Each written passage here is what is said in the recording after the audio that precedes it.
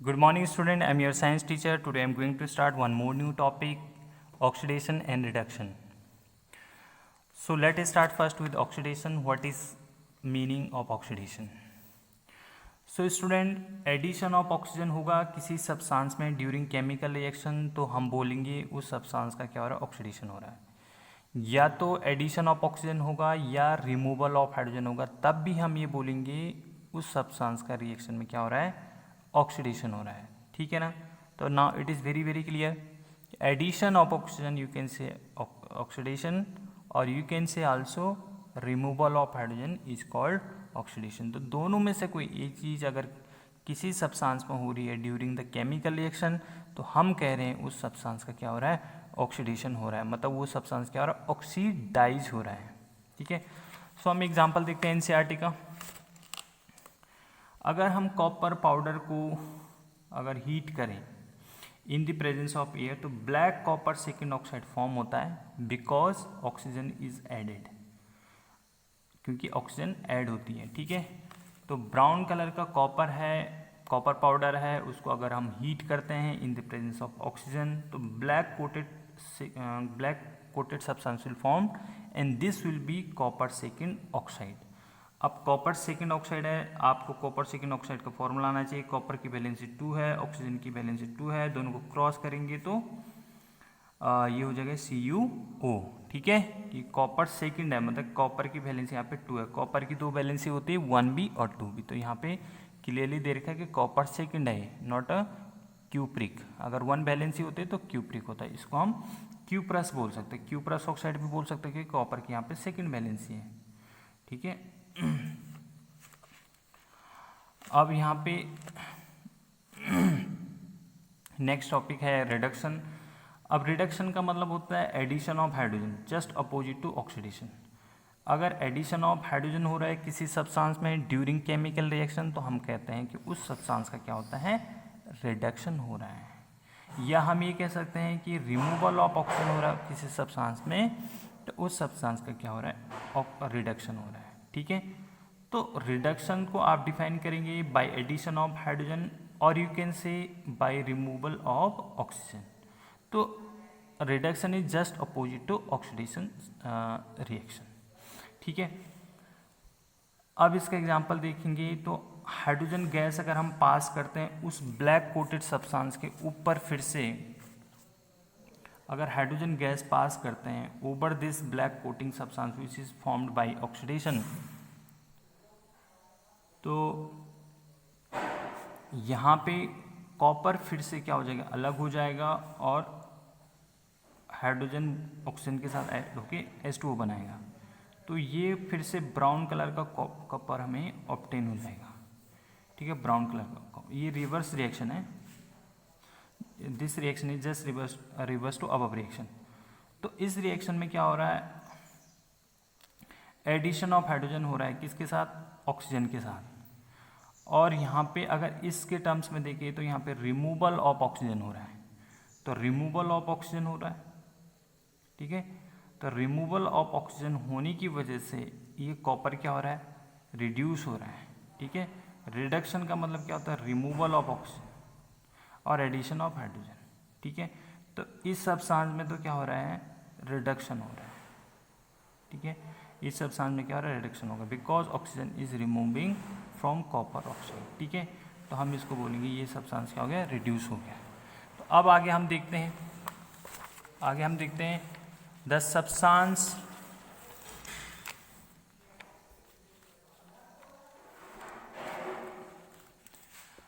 Substance gain oxygen it is said to be oxidise.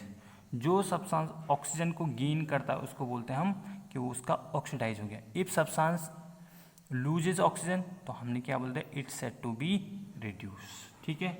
It's said to be reduce.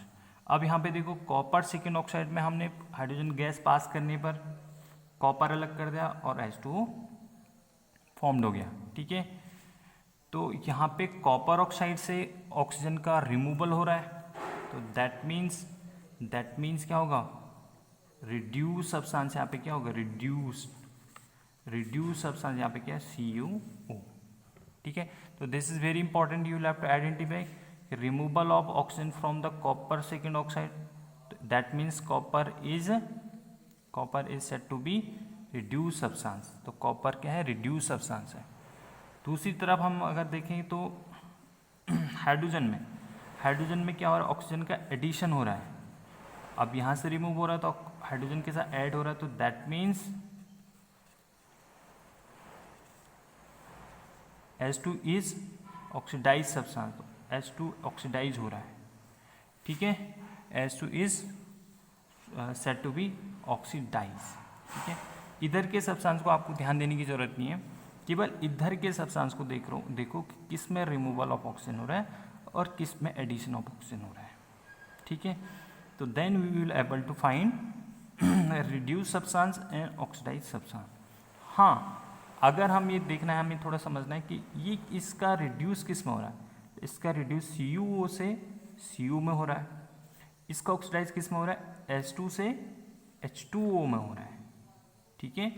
तो ये भी हमें थोड़ा सा माइंड में रखना पड़ेगा कि किस चीज़ का रिडक्शन किस में हो रहा है और किस चीज़ का ऑक्सीडेशन किस में हो रहा है, ठीक है। तो दिस इज वेरी इंपॉर्टेंट। अब हम कुछ क्वेश्चंस की प्रैक्टिस करते हैं। ZNO प्लस कार्बन, अगर जिंक ऑक्साइड में अगर हम कार्बन को मिला देते हैं तो जिंक अलग हो जाता है और कार्बन मोनोऑक्साइड फॉर्म हो जाता है। तो यहाँ पे हमने देखना है कि ऑक्सीडाइज सब्सटेंस कौन है, which substance is going to oxidize carbon, because addition carbon में हो रहा है, तो ठीक है, that's why carbon is said to be oxidized, ठीक है। which is going to be reduced, जिसमें से रिमूवल ऑफ ऑक्सीजन हो रहा है, that means ZNO is said to be reduced substance in this reaction। अब किस में हो रहा है, तो जिंक में हो रहा है रिड्यूस, और कार्बन किस में ऑक्सीडाइज हो रहा है, कार्बन से कार्बन मोनोऑक्साइड में।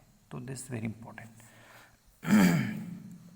नेक्स्ट क्वेश्चन है, MnO2 plus HCl gives out MnCl2 plus H2 plus Cl2, ठीक है।